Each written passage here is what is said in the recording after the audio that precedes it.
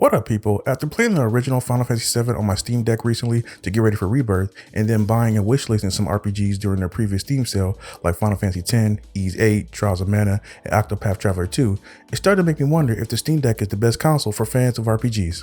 I believe the two other consoles that most RPG fans would recommend are the Nintendo Switch and the PS5. But does a Steam Deck with a dock have them both beat in the RPG and JRPG department?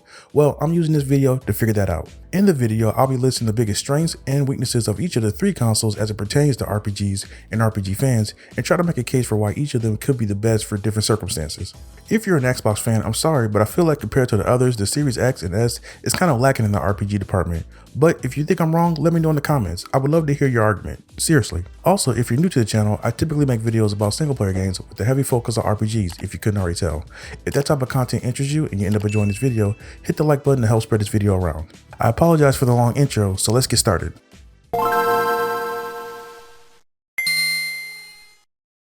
When it comes to the Steam Deck catalog, you have a pretty extensive list of RPGs. PC, and by extension the Steam Deck, easily has the highest amount of RPGs to choose from compared to the Switch and the PS5. Popular franchises like Final Fantasy, which I'll talk more about in a second, Persona, and the Tales series have most, if not all of their entries available for the Steam Deck.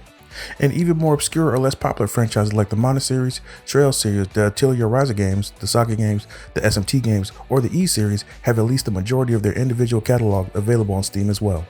Not only that, but the modern third-party AAA RPGs such as Elden Ring, Hogwarts Legacy, Baldur's Gate 3, and Cyberpunk are also all available for the Steam Deck to play handheld, and most of them run fairly well. On top of all that, you also have the PlayStation RPG exclusives like the Horizon games, Ghost of Tsushima, and the Final Fantasy remakes also coming to PC after about a year or two of being exclusive on the PS5.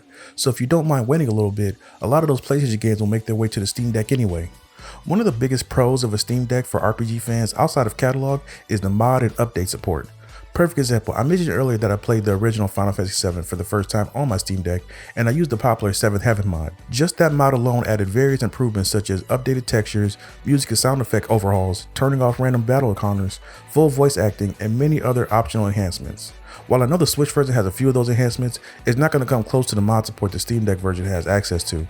Also, as someone who has all three systems, I've noticed how games get released and updated much quicker for PC than PlayStation, especially the Switch. Now, while that might not be a big deal for most people, I do appreciate knowing that I'm getting my updates and patches as soon as possible. The last pro for the Steam Deck is the price of games themselves. When it comes to game sales, you get a lot more bang for your buck buying games during Steam sales compared to sales from the competition. Not only can you get a lot of amazing RPGs for dirt cheap, they also seemingly go on sale much more frequently. One of the more glaring weaknesses of the Steam Deck is the verified system that Valve utilizes. Unlike the Switch and the PS5, a lot of times it's a crapshoot whether a game is going to work or not initially for the Steam Deck. Some games that are verified don't work or run terribly, and some games that are marked unsupported run perfectly fine. Typically, the games that don't run or are having issues starting up can be fixed through desktop mode with some mods or file installations. It's rarely going to be too complicated to solve the problem, and most of the time you can find a video tutorial or Reddit thread to give you step-by-step instructions. However, I understand many people don't want to have to deal with any of that and just want to buy a game and start playing, and I don't blame you. Battery life is also a big weakness if you plan on playing more of the current gen RPGs. Games like Baldur's Gate 3, Elden Ring, and Final Fantasy VII Remake are going to drain your battery fairly quickly, and you'll only be getting at best 2.5 hours of playtime before you have to get a charger. The Steam Deck OLED is said to have slightly better battery life compared to the LCD model, but it's still not going to be amazing. So if you're someone who typically does large gaming sessions, keep that in mind. Also, even though I said mod support is a pro, it can also kind of be a con as well, meaning that in some cases, especially with some older RPGs, playing without mods will either be impossible or at the very least extremely frustrating.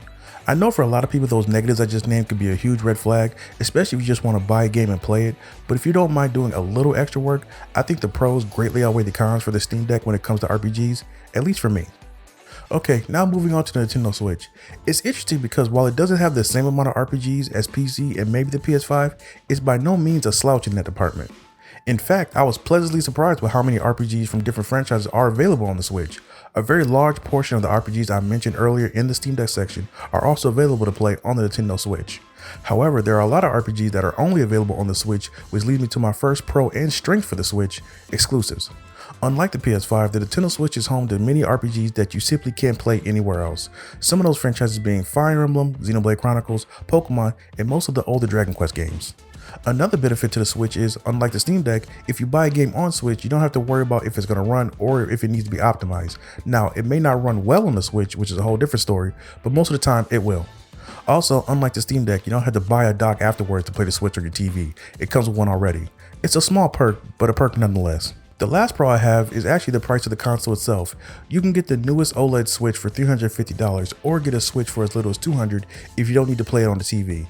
Those prices make it easily the cheapest option of the three while still having at least 60 to 70% of the same RPG library as the Steam Deck and PS5. Moving over to some cons, I think most Switch owners know what the first one's going to be, and that's the hardware itself. While the Nintendo Switch is still an amazing console, we're now in year 7 of its life cycle, and even the most hardcore Nintendo fan will probably tell you it's time for an upgrade. Most of the exclusives look fine, but a lot of the modern AAA ports being brought over to the Switch, at least visually, don't look the best.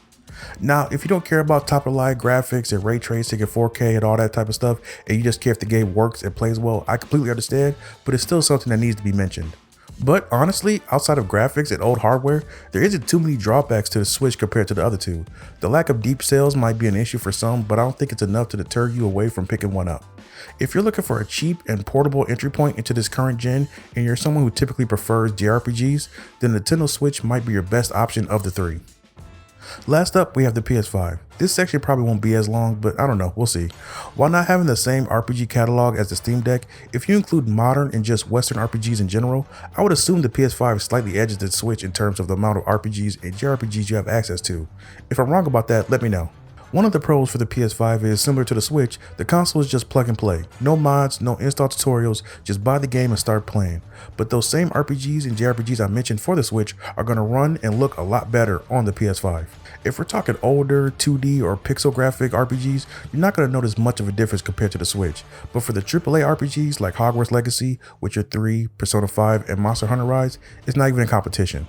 Another pro for the PS5, just like the Switch, are the exclusives, which are also a con, but I'll get to that in a second. The PlayStation 5 is home to a lot of fantastic RPGs like Horizon Forbidden West, Ghost of Tsushima, Demon's Souls, and just recently released Final Fantasy Rebirth. Add on to that RPGs like Elden Ring, Yakuza Like a Dragon, and Baldur's Gate 3, you'll very rarely be lacking for games to play. Now, like I said, one of the cons for the PS5 is that a lot of their exclusives are coming to PC and also the Steam Deck. And when I say it's a con, I don't mean because more people get to play it. I mean it's a con because it makes it harder to recommend a PS5 over a Steam Deck when the PS5 exclusives will eventually be brought over anyway. While not being a huge con, if you were deciding between a PS5 or a Steam Deck, that is definitely something to keep in mind. The biggest and really only other con for me with the PS5 is the lack of portability. RPGs and especially JRPGs tend to be very long in game length.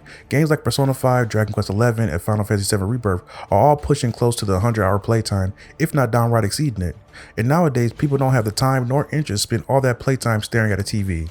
The main reason I bought my Steam Deck in the first place was to be able to play older RPGs and not be confined to just a TV and a controller. Now, the new PlayStation Portal does solve that problem, but now you're spending an extra $200, which is the same price as a Switch Lite, and isn't too far from the cheapest LCD Steam Deck at $350. If portability isn't really that important to you, then the PS5 has enough of an RPG selection to satisfy most fans of the genre. And like I said earlier, if down the line you do want portability, you can just buy a Portal or that Backbone thing. While not a slouch in the JRPG department, the PS5 really shines when it comes to modern RPGs that tend to focus a little bit more on real-time action and adventure. If that aligns with your interest, then the PS5 is definitely the console to consider. Overall, it's really hard to say which is the best console for RPGs because there are certain situations where I can make an argument for any of the three. If price isn't an issue and you don't mind having to do a little tinkering here and there, I think the Steam Deck plus a dock is the overall best choice.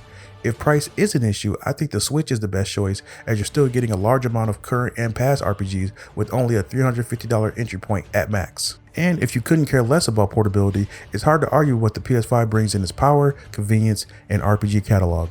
But I'd be really interested to hear your thoughts on the topic. Which do you think is the best console for RPG and JRPG fans? Which is your favorite console personally? Should I include the Xbox in this video? Let me know in the comments below. If you want to see more content from me covering RPGs, click the playlist on the screen, and as always, don't forget to like and subscribe to keep up with the channel. Later.